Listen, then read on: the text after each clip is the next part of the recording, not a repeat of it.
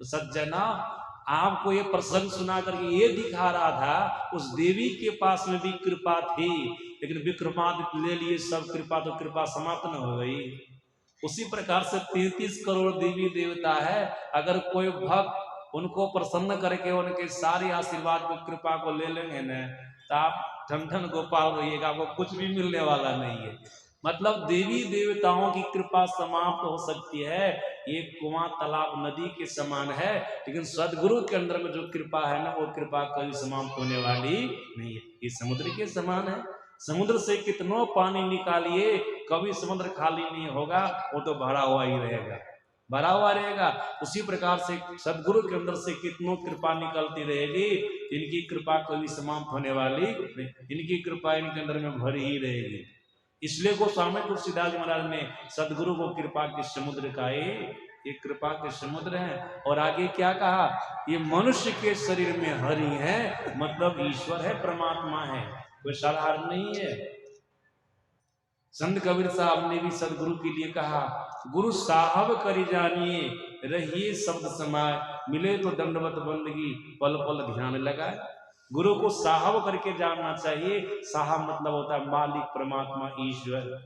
गोस्वामी तुलसीदास महाराज नर रूप में हरि है, नर रूप में हरि। और गुरु नानक देव जी महाराज ने क्या कहा गुरु के लिए, गुरु पार ब्रह्म परमेश्वर, गुरु पार ब्रह्म परमेश्वर है, मतलब ईश्वर है, परमात्मा है, नर रूप में हरि है।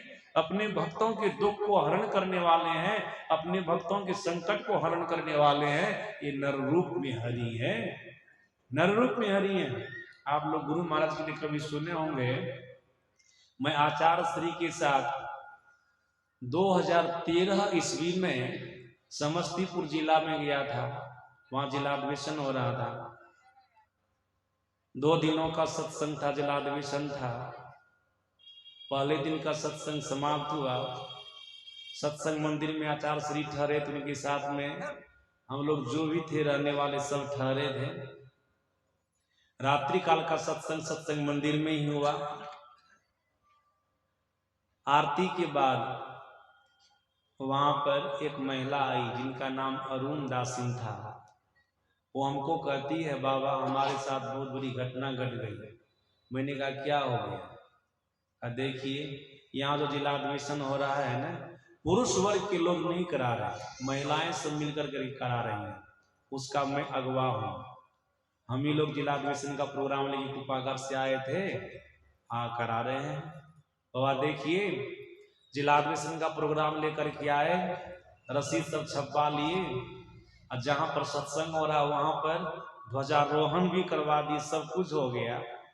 चंदा के काम में हम महिला सब लग गए। उसी समय हमारा एक नाती है, उसका नाम प्रभाकर है, हमारे ही पास में रहता है, उनकी माँ भी रहती है, उनके पिता भी रहते हैं हमारे ही पास में। देखिए प्रभाकर को, हमारे नाती को चेचक हो गया, बायसी माता हो गई, बड़ी बड़ी फुंसी हो गई, उनको बहुत लहरता था। जो हम लोगों के विधि विधान चलता है, इतने समय तक दवाई नहीं लेना चाहिए, उतने समय तक दवाई नहीं ली, बाद में नहीं रहा गया तो डॉक्टर से इलाज करवाए। अंतिम में डॉक्टर लोग जवाब दिए कि आपके नाती का चेचक छूटने वाला नहीं है, इसी से ये मर जाएगा। ये जब तक जिंदा है ना तब तक खिला पिला दीजिए। डॉक्टर लोगों की तरफ से जवाब मिला। तब हमारे मन में हुआ, चलो शरीर का इलाज करने वाला ये डॉक्टर लोग ऐसा बोल दिया है, लेकिन जो जीव का भवरोग मिटाने वाले सदगुरु हैं, वैद्य श्रेष्ठतर सदगुरु को कहते हैं ना, ये जो है ना, इनकी शरण में जाना चाहिए। तो बाबा सदगुरु महाराज जी की फोटो के सामने में हम गए। ख्याल रखिएगा, केवल फोटो को फोटोए नहीं समझिएगा, तब फोटो की पूजा करने जो फल होना चाहिए वो फल आपको नहीं मिलेगा। इस फोटो में साक्षात सदगुरु महाराज को देखिएगा, समझ रहे हैं ना, कि सदगुरु महाराज की शक्ति इसमें विराजती है, ये भाव रखिएगा, और तब देखिए आपका काम बनता है कि नहीं। वरुण दास ने कहा, बाबा मैं गुरु महाराज जी के फोटो के पास गई, नाती को भी लेकर के गई, प्रभाकर को भी, गुरु महाराज जी को बोली, बाबा आपके काम में मैं व्यस्त हूँ, चंदा काट रही हूँ जिलाधिवेशन के लिए, देखिए हमारे नाती को चेचक हो गया, डॉक्टर लोग जवाब दे दिया मर जाएगा, आपके पास में आई हूँ, आप तो वैद्य श्रेष्ठ तर है ना, भवरोग का इलाज करने वाले हैं ना, हमारे नाती का भी इलाज कर दीजिएगा, मर जाएगा तो लोग क्या कहेगा। देखो न नानी सत्संग में व्यस्त है, जिस गुरु के नाम पर सत्संग करेगी ना, वो गुरु के नाती की रक्षा भी नहीं कर पाए, लोग हमको लाना देंगे, दूसेंगे, इसलिए आप कृपा कीजिएगा, आप हमारे नाती की रक्षा कीजिएगा। इस तरह से बोली। अंतिम में कहती है गुरु महाराज को, हुजूर अगर हमारा नाती मर गया तो सुन लीजिए, सत्संग से पहले हमारा नाती अगर मर गया तो सुन लीजिए, तब हम भी जिंदा नहीं रहेंगे दूसरे का उलाना सुनने के लिए, हम भी अपने शरीर पर आग लगा करके मर जाएंगे। कहाँ पर? जहां पर ध्वजारोहण हुआ वहां पर। नाती को गोद में लेंगे, शरीर पर मिट्टी का तेल ढारेंगे, आग लगेंगे, हम भी मर जाएंगे। इस तरह की प्रतिज्ञा कर ली। और सदगुरु महाराज भी इनकी परीक्षा लेने लग गए। 2-3 दिन के बाद उसका नाती मर गया। जब नाती मर गया ना, तब भी देखिए अरुणदास सिंह कहती, बाबा हमको गुरु महाराज के प्रति श्रद्धा नहीं हुई, हमारे मन में हुआ हम में कोई कमी होगी, इसलिए गुरु महाराज जी हमारी बात को नहीं सुने, हमारी पुकार को नहीं सुने, हम में कोई कमी होगी। हमारे सदगुरु महाराज में तो कोई कमी नहीं है, वो तो पूर्ण ब्रह्म है, परमात्मा है। रत्ती भर भी थोड़ा सा भी गुरु महाराज के प्रति हमको श्रद्धा नहीं हुई। अभी तो लोगों को थोड़ा सा भी दुख होता है ना, तो कहने लगता है गुरु महाराज जी को इतना पूछते थे, यो गुरु महाराज जी हमारी रक्षा नहीं करते, बोलता था ना लोग, और गुरु महाराज जी को छोड़ भी देते हैं। बहुत ऐसे भी लोग हमको मिले हैं, गुरु महाराज जी को पकड़ करके फिर बाद में छोड़ भी दिए। और जो ऐसे संसद गुरु को पकड़ के छोड़ेंगे ना, उसका कहीं भला नहीं होगा, कहीं कल्याण नहीं होगा।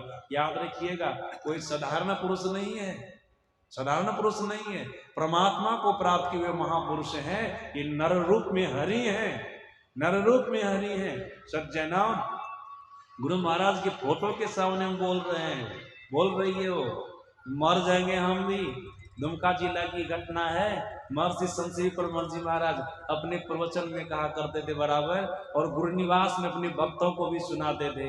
एक माता जी आई थी दुमका जिला से, वो बताई थी महर्षि संत श्री परमहंस जी महाराज को, क्या बताई थी कि बाबा सांझ के समय गुरु महाराज को संध्या वंदन करने के लिए गए थे, आरती का थाल लेकर के, सांझ दिखाने के लिए गए थे, आरती का थाल लेकर के, ऐसे घुमा घुमा करके दाहिना हाथ से बायां हाथ से घंटी डोला रहे थे। महिला सब करते नहीं था, घंटी भी डोलाती, आरती भी दिखाती है। बाबा आरती दिखा करके घंटी डोला रहे थे। एक बार थारी कुर्सी से टकरा गई, तो दीपक जो था ना साड़ी पर गिर गया, साड़ी पर गिरा तो आंचल में आग लग गई। अपने से बुझाने का प्रयास की, लेकिन बुझी नहीं। तब अंतिम में गुरु महाराज जी को बोले, हुजूर आओ तो आग हम बुझा नहीं सकेंगे, पूरे शरीर में आग लग जाएगी, शरीर में, साड़ी में जब आग लगेगी तो पूरे शरीर में आग, साड़ी में आग लग गई आंचल में तो पूरे शरीर, साड़ी में आग लग जाएगी ना, जब पूरे साड़ी में आग लग जाएगी तो पूरे शरीर में आग लग जाएगी, मैं यहीं पर मर जाऊंगी।